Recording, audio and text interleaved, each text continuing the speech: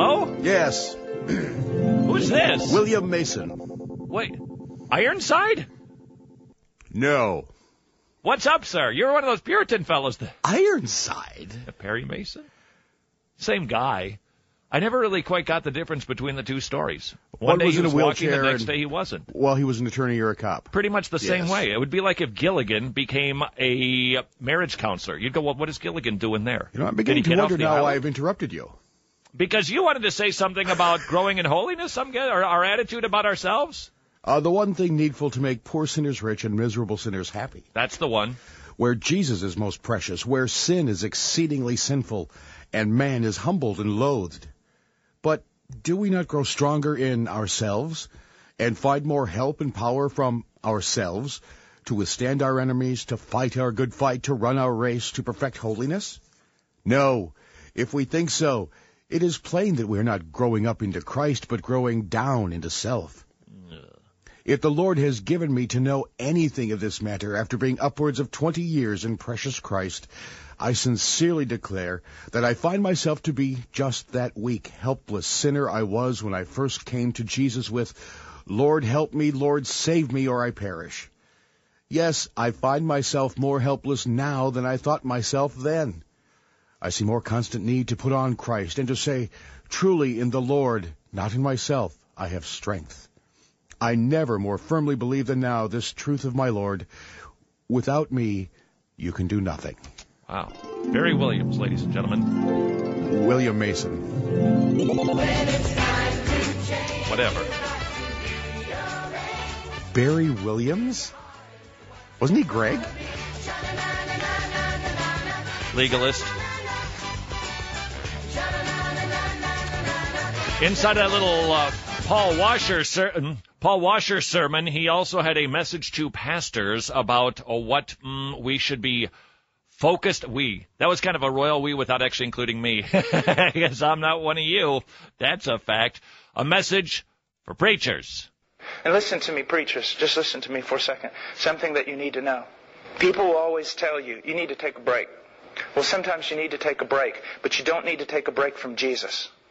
Oh, you know, you're working hard in the ministry, you just need to get away for a while. Yes, you may need to get away from a while, sit on a lake for a few days or something, but not to get away from Jesus.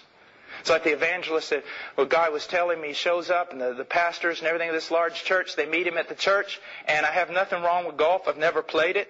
But the evangelists like to golf, and so they all went out to golf. The meetings were going to begin in 2 days, and they went out to golf. The evangelist was a man who really loved the Lord, and while they're golfing, he starts talking about Jesus. And the preacher said, look, we don't want any shop talk out here today. We came out here to get away. Wow. Is that what Jesus is to some preachers? Shop talk? The product? The widget? The gizmo? The sales item? May it never be. When we get weary, doing recreational things is swell. But the day that we think that we don't feed on Him for our ultimately strength, time to bag it, sir. This is Way of the Master Radio. We can do it our way, or we can do it the way of the Master. The Way of the Master Radio with Kirk Cameron, Ray Comfort, and Todd Friel. Now available in THX.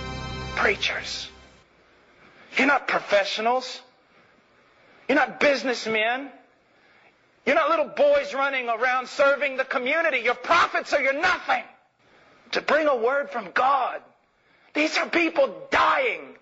The wrath of God lays waste your community. Even as we speak, how many people will be swept away even today by the wrath of God through death in hell.